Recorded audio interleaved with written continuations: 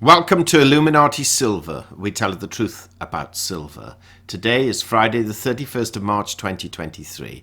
And yesterday we saw gold and silver prices rise. In fact, we saw silver jump in excess of 2.5% at one point. At the same time, we were also notified publicly of Donald Trump's indictment. Are the two connected? Not likely. But nevertheless, an exciting day. So let's just take a quick look as to what's been happening and what could affect those prices later on today.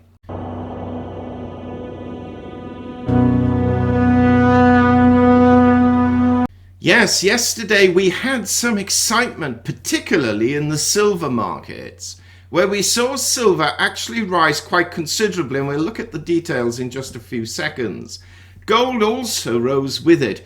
But silver at one point was up over 2.5%. Why? Well, part of the reason was that the dollar index actually fell against a basket of currencies. In terms of the dollar index this morning, it's actually started to recover again slightly, and we've seen a fall then in the silver price. But technical analysts are saying that perhaps silver is testing that $24 level. If it can breach that and hold, it will go up to $24.50.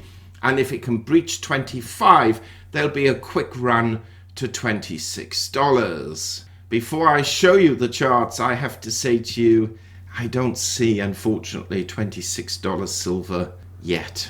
At some stage this year, I do. At this moment, not quite yet. But let's have a look at how well gold and silver have performed over the last 24 hours. Yes, if we take a look at the silver price over the last 24 hours, we can see that it actually touched $24. And that was in GMT time today at around 3:30 in the morning. Now it's fallen back to 23.78. It's been as low as 23.48. And as you can see on the chart here, that yesterday, Thursday, and today, Friday, it's performed extraordinarily well. It's falling back because the dollar index is strengthening slightly again. If I take a look, we can see it's back up to 102.46. Gold, similarly, has also risen. It went as high as 1985. Some pundits were saying it's going to touch 2000. Didn't quite believe that yesterday, frankly.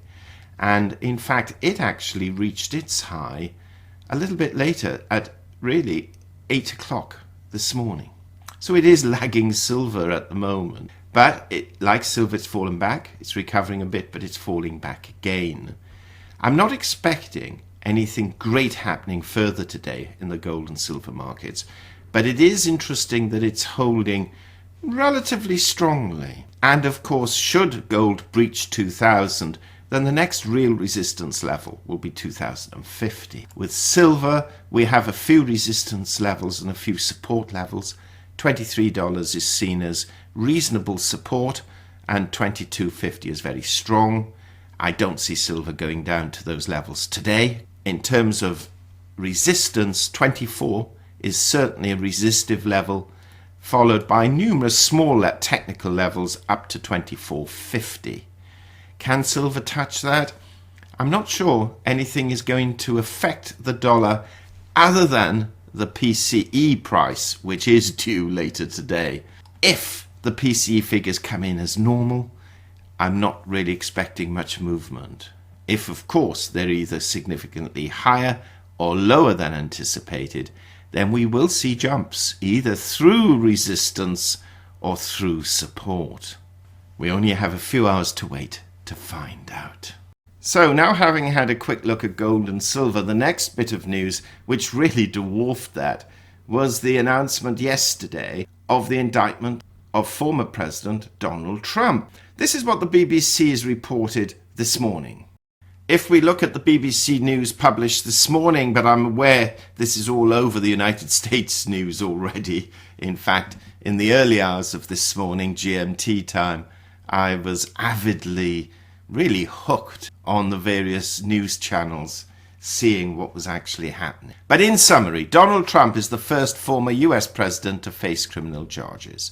New York prosecutors have been investigating the payment of hush money to an adult film star prior to his election in 2016. Former porn star Stormy Daniels claims she had an adulterous affair with the former president and was paid $130,000 to keep quiet. The payment was legal, but Trump allegedly recorded it as a business expense. Falsifying business records is illegal in New York. Trump is expected to appear in court to face the charges and enter a plea in New York next Tuesday. So you can bet the courthouse will be filled with reporters. Certainly outside, if not in. He denies wrongdoing and the affair, saying the indictment is political persecution. US media say Trump faces more than 24 charges linked to business fraud, although that's not officially confirmed. Republicans are calling the indictment an outrage, while Democrats say no one is above the law. One of the reasons, not the only reason, but one of the reasons the Department of Justice has for not indicting a sitting president is the turmoil that could cause, both in US and international markets. However, things are a little different with a former president. Now, in this case, it's not the Department of Justice actually indicting Donald Trump, though there are investigations underway which could lead to a DOJ indictment. At the moment, it's a state undertaking this course of legal action. And therefore, we've not really seen much change in the markets as a whole. So I think it's fair to say that whilst from a Republican supporter's point of view, this is indeed quite inflammatory, from a Democrat Party point of view, they smile with a sense of, I suppose, satisfaction. But if one is being truly objective about this, I think it's too early to call. We haven't actually seen what the charges are, and we haven't actually seen the evidence supporting those charges. If there have been illegal acts and the court finds that through a jury, then of course any punishment will arguably be deserved. Equally, if the evidence is flimsy and the court kicks it out, then perhaps the prosecution should not have occurred in the first place. So the best course of action currently for any sensible, serious and objective commentator is almost to sit on the fence and say, this could go either way.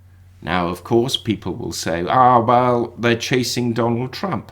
That may be the case, but if there are no crimes committed, he has nothing to worry about.